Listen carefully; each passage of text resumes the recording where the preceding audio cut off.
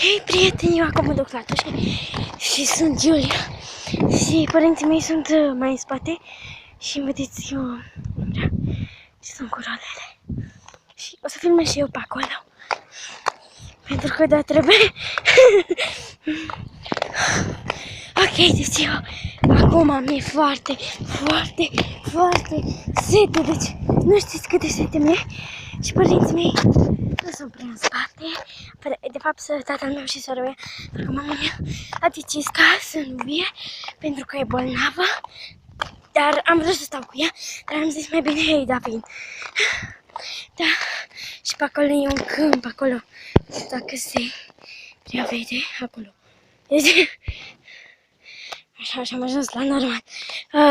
Pe drum sunt chestii peste și la toți care am mers cu beul acum și acum acolo mă duc și nu prea, adeseori nu prea pic și da, acel var de-al meu a făcut lacul ăla care v-am arătat. Nu e departe și ajung la toți. Și imediat am ajuns, da, hai da, am ajuns la asta alb. Asta este lacul varului meu care v-am arătat, dar cam renovat.